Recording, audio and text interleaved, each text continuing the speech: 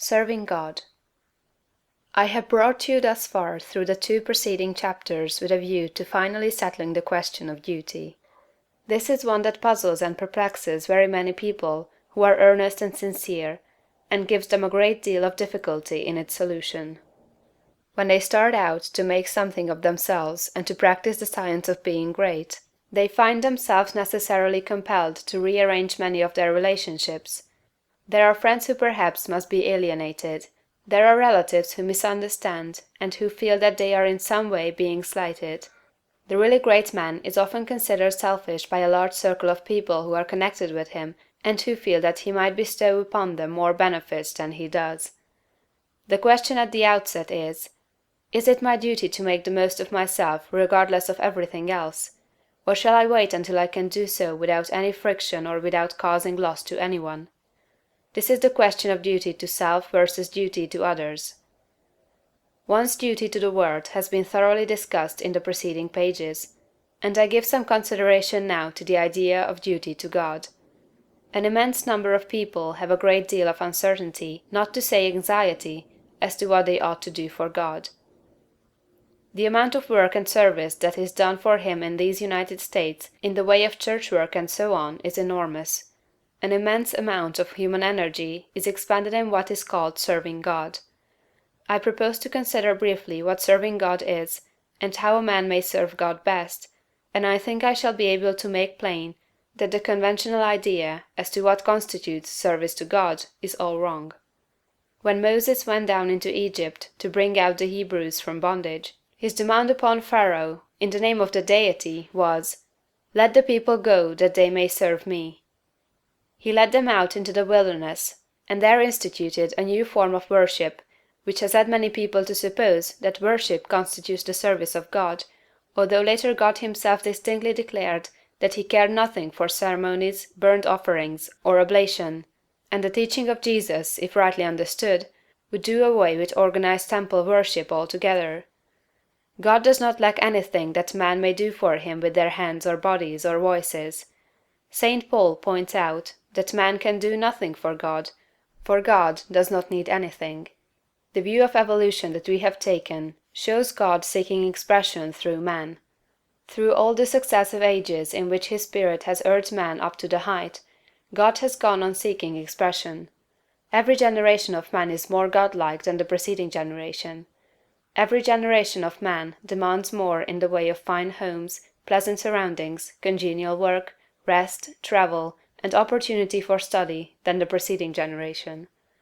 I have heard some short-sighted economists argue that the working people of today ought surely to be fully contented because their condition is so much better than that of the working man 200 years ago, who slept in a windowless hut on a floor covered with rushes in company with his pigs.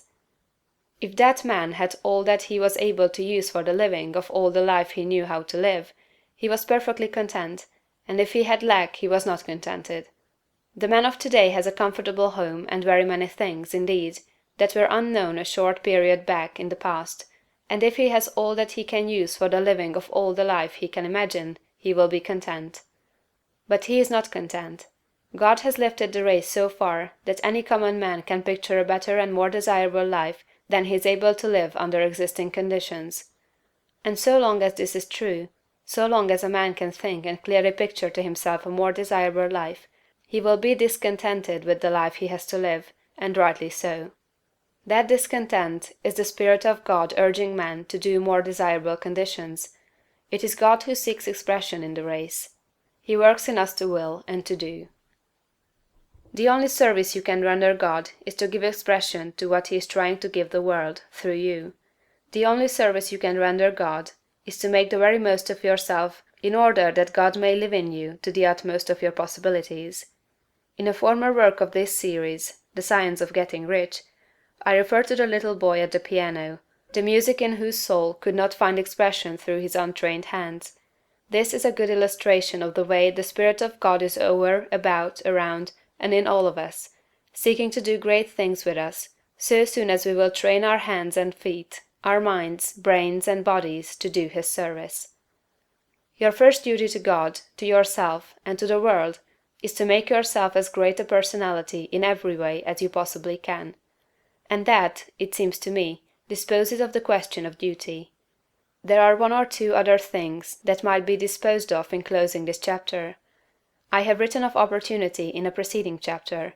I have said, in a general way, that it is within the power of every man to become great, just as in the science of getting rich, I declare that it is within the power of every man to become rich.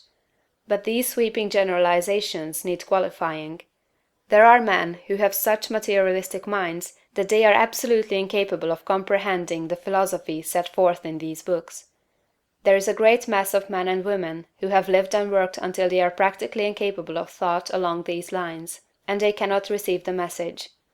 Something may be done for them by demonstration, that is, by living the life before them. But that is the only way they can be aroused. The world needs demonstration more than it needs teaching. For this mass of people, our duty is to become as great in personality as possible, in order that they may see and desire to do likewise. It is our duty to make ourselves great for their sakes, so that we may help prepare the world, that the next generation shall have better conditions for thought. One other point. I am frequently written to by people who wish to make something of themselves and to move out into the world, but who are hampered by home ties, having others more or less dependent upon them, whom they fear would suffer if left alone. In general, I advise such people to move out fearlessly, and to make the most of themselves. If there is a loss at home, it will be only temporary and apparent, for in a little while, if you follow the leading of spirit, you will be able to take better care of your dependents than you have ever done before. End of chapter 20.